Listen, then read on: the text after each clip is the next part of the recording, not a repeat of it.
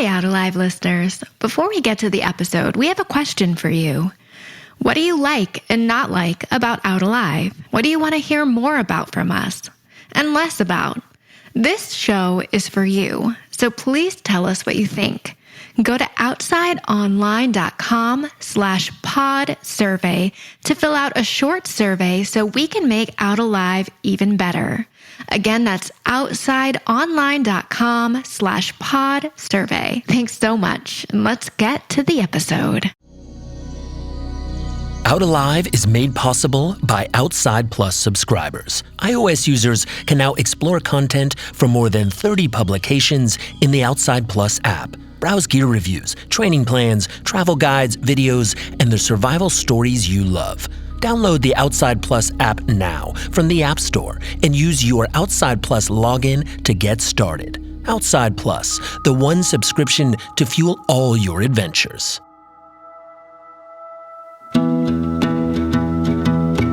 Welcome to our survival short series from Out Alive. Alongside the harrowing stories you love, we're introducing bi-weekly minisodes for twice the listening. In this special series, we get to dive deeper into the world of survival with more expert advice, fascinating inquiries, and conversations with rescue professionals. On today's survival short, we'll take an inside look into the world of some of the most hard-working and indispensable members of search and rescue. The relationship between dogs and humans predates modern language and history. Drawings in caves of humans with dogs coexisting and even herding sheep date back nearly 10,000 years ago. And while every pet owner thinks of their furriest family members as special, some dogs are bred and trained as actual heroes.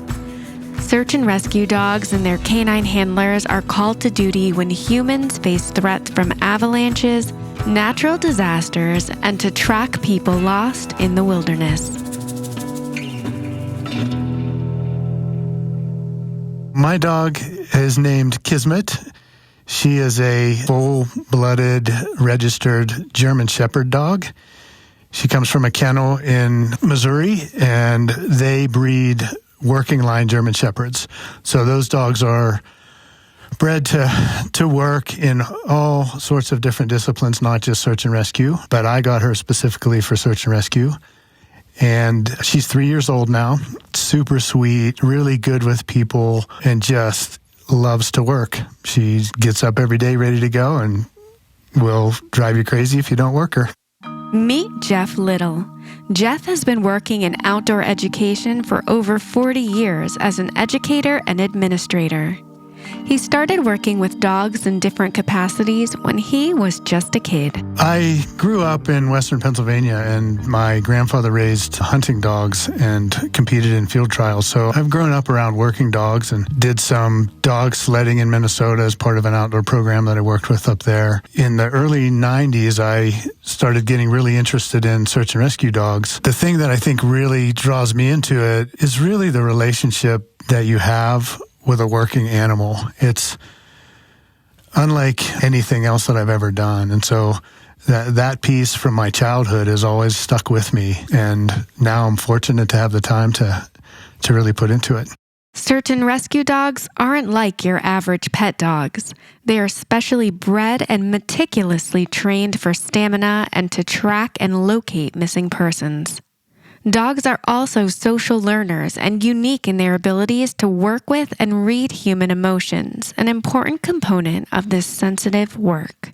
The first thing that I think is really important to understand about working search dogs is that they have to have a motivation to do the work, or what is known as drive. So a dog has to be really excited and motivated to find things. And that's a natural part of their survival. But some dogs, like pet dogs, are a little less driven than working dogs for good reason. You don't want to have a pet dog that drives you crazy, but a working dog will just obsess about finding things. You're basically channeling that energy through the training process. And so the dog works for a paycheck, really just looking and looking for something, and they won't stop looking until they find it. So we have to get them to be clear on the particular expectations that we want, which is to find a human being and then get a paycheck or a reward, which for many dogs is a toy, and for some dogs is food. So some will work for food, some will work for a toy, some will work for both. So the dog learns through a sequence of ever-increasing complexity of finding human beings in various contexts. Jeff is clear that while having a search and rescue dog is rewarding, it's a full-time job. A job with no pay, no vacation, and that requires significant time and financial investment. Search and rescue dogs and their handlers train 2 to 5 days a week to make sure that when a call comes in, they're ready to answer. My dog lives with me. She's part of the family, and she does stuff with us. But there are certain things that she can't do that my pet dog can get away with. She has to live a much more disciplined life. So like our pet dog can go outside and we can laugh at her. She's a miniature dachshund, and she can chase chipmunks and bark at squirrels and do all kinds of things like that.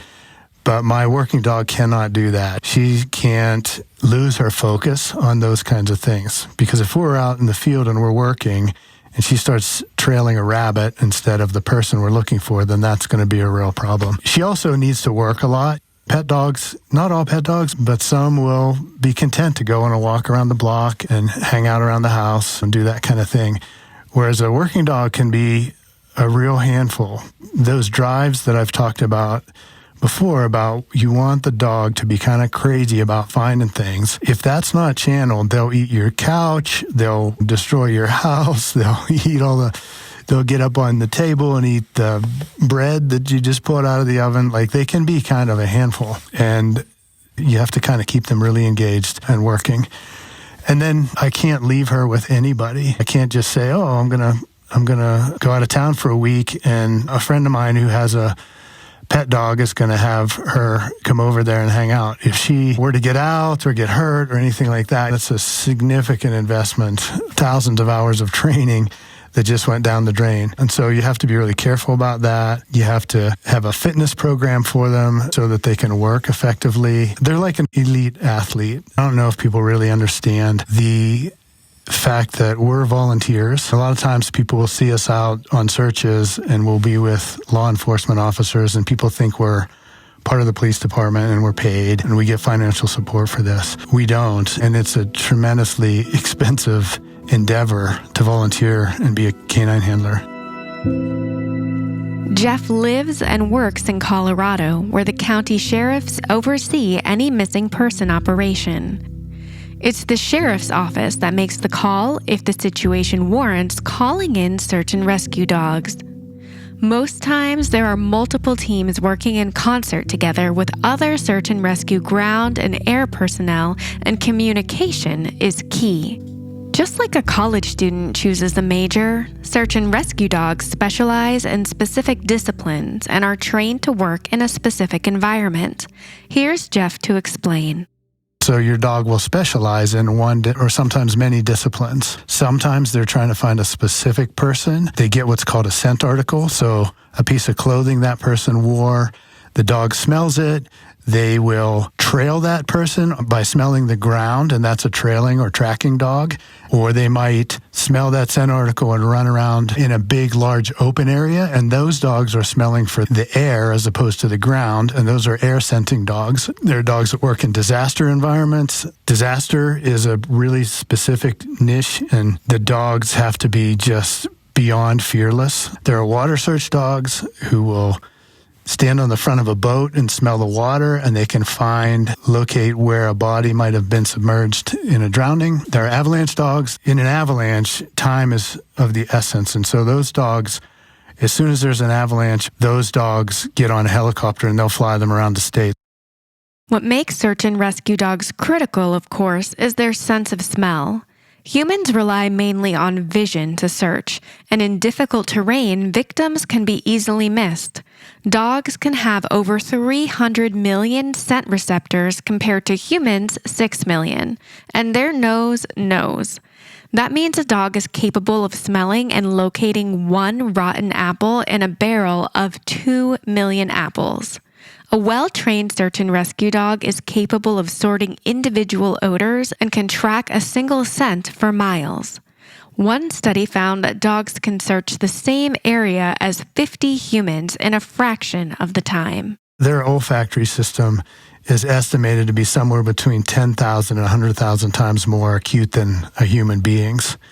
And so every day when she goes out and finds something, I just can't believe it. It's always a surprise when we're on a real mission and we're searching and you don't know where the person is, the amount of trust you have to put in that dog that we're going the right way, almost hard to explain because I can't ask her. I can't say, are you sure we're going the right direction? And sometimes it's through some really challenging environments. And I'm thinking, holy cow, what are we doing here? They do pretty well in training, but on a real mission, when they find somebody, even though you believe in them, it's always like, whoa, there's the person. In order to have a scent to follow, teams like Jeff and Kismet are sometimes sent to the individual's home in order to gather a scent article the dogs can use for tracking. There have been different times where I've gone into a house, and one of the things we need to make sure of is that that scent article has not been in contact with anybody else's scent in that house. And one of the ways that we do that is you can get insoles out of people's shoes.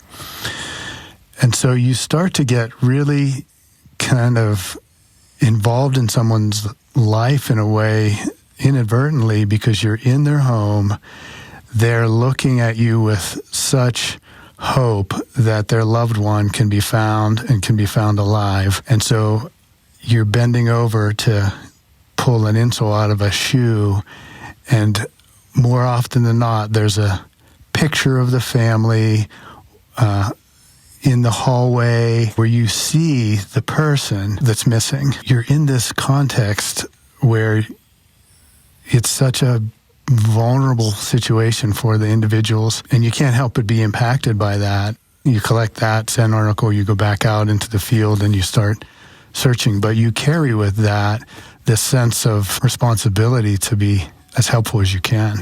And of course, there's that moment when all that training pays off. One of the most powerful things that happens on a search as all this communication is happening and nobody knows where the person is and nobody knows if the person is okay or not, there's a moment in all this radio chatter where something will come across the radio where everybody is asked to be quiet, and someone will say, "We've located the subject," and universally the sigh of relief, the cheering, the hugs of everybody that's involved in that search is just really powerful. And the dogs seem to know as well. It doesn't always end like that. We have been on some searches where we have found someone who was not fortunate enough to live through the circumstance of their situation in the field. And those are very somber and tragic situations as well. And the dogs seem to sense that too. It's such a mixed feeling, especially if your dog finds someone and they're deceased, that you're very happy that your dog did their work and you can reunite the family with this individual who's been missing. But at the same time, it's such a tragic outcome. And so we have to pay attention to our dogs, and that affects different dogs differently. Some dogs seem like they take that on a little bit, whether we're finding somebody who's alive or someone who hasn't made it through the situation. Either way, it's just full of a lot of emotion. You can see photos of Jeff, Kismet, and her pet miniature dachshund hound sidekick on our website at backpacker.com/outalive. And if you want to support the work Jeff, Kismet, and other search and rescue canine teams do, visit sardogusa.org or LarimerCountySAR.org. This episode of Survival Shorts from Out Alive was produced and written by me, Louisa Albanese, with production and editing by Zoe Gates. Sound design and scoring was by Jason Patton. Do you have a story or burning survival question you want us to answer? You can email me at outalive@outsideinc.com. Thanks for listening, and if you enjoy Out Alive, you can help us by following the show and leaving us a review.